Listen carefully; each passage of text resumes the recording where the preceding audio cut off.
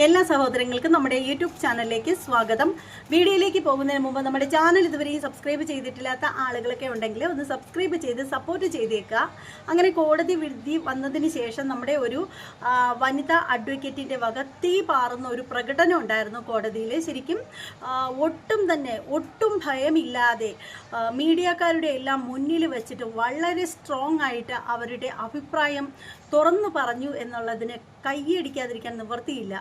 കാരണം കേരള ജനത തന്നെ കൺമിഴിച്ചു പോയ വാക്കുകളാണ്. ശരിക്കും നമ്മൾ തന്നെ കേട്ടിട്ട് വായ തുറന്നു പോയി. അത്രയ്ക്ക് സ്ട്രോങ് ആയിട്ടുള്ള വർത്തമാനമായിരുന്നു ആ ഒരു മാഡത്തിൻ്റെ വായിൽ നിന്ന് വന്നത്.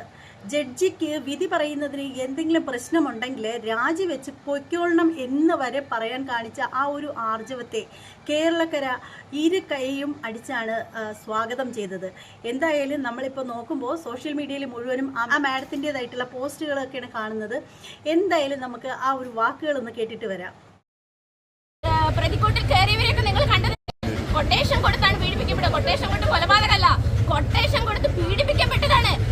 പ്രതിക്കൂട്ടിൽ കയറിയവരെയൊക്കെ നിങ്ങൾ കണ്ടതല്ലേ? ഞാൻ തന്നെ കണ്ടപ്പോൾ ഭയപ്പെട്ടു പോയി. അവരെങ്ങനെ ഈ ഒരു രാത്രി ഇവരെ ഫേസ് ചെയ്തു എന്നുള്ളത്. അപ്പം നമുക്ക് ഇതിൽ ഏറ്റവും വലിയൊരു കാര്യം, വിധി പറഞ്ഞതും ഒരു ലേഡി ജഡ്ജ് തന്നെയാണ്. അതിജീവിതയ്ക്ക് വേണ്ടി വക്കാലത്തെടുത്തത് ഒരു ലേഡി, നീതിയുക്തമായി നിൽക്കുന്ന അഡ്വക്കേറ്റ് മിനി അഭിഭാഷക. അപ്പോൾ നമ്മൾ ഈ സ്ത്രീകൾക്ക് വേണ്ടി, പക്ഷെ നമ്മൾ തളരരുത്. കാരണം നമുക്ക് ഇതിന് മേലെയും നമുക്ക് കേസുകൾ ഫൈറ്റ് ചെയ്യാം, വിധി വാങ്ങിച്ചെടുക്കണം. കാരണം ഈ അതിജീവിത കടന്നുപോയ ഒരു മെന്റൽ ട്രോമയുണ്ട്. ആ ട്രോമ ആരും മനസ്സിലാക്കുന്നില്ല. അങ്ങനെ ഈ പീഡനങ്ങൾ അനുഭവിക്കുന്ന ഓരോ സ്ത്രീകളും കടന്നു പോകുന്ന മെന്റൽ ട്രോമയ്ക്ക് ഒരു ക്വസ്റ്റ്യൻ ആണ്.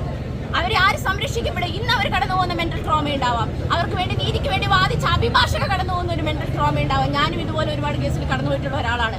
അതുകൊണ്ട് തന്നെ എനിക്കറിയാം ഇങ്ങനെ ഒരു വിധി ഞാൻ ഒരിക്കലും ഒരു അഭിഭാഷക എന്ന നിലയിൽ ഞാൻ ഒരിക്കലും പ്രതീക്ഷിച്ചില്ല. സ്ത്രീകൾക്ക് നീതി കിട്ടും.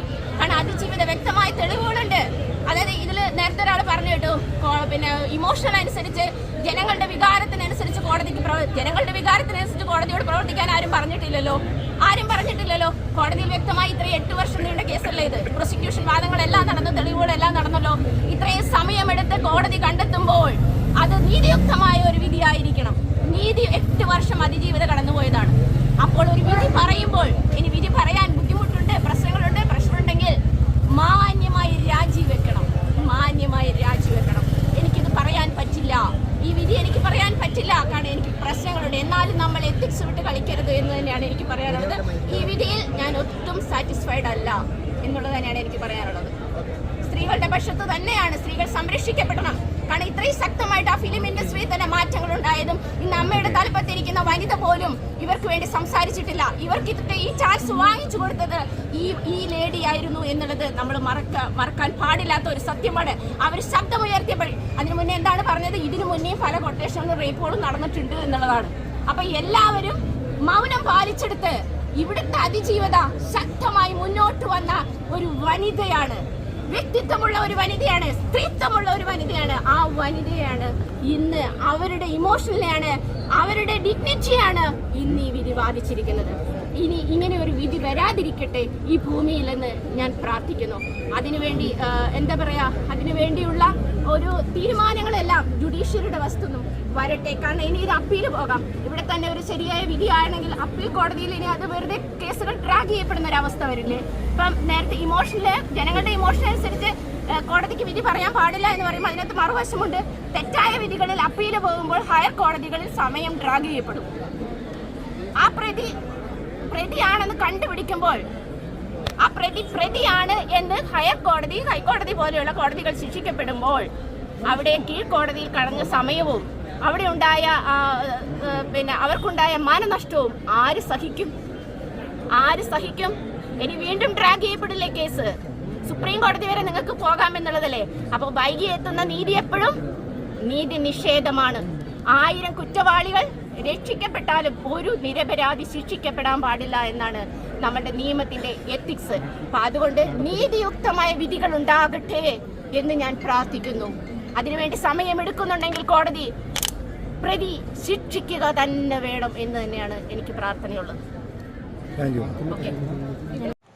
എന്തായാലും വളരെയധികം ഇൻട്രസ്റ്റിംഗ് ആയിട്ടുള്ള വാക്കുകളായിരുന്നു അത്.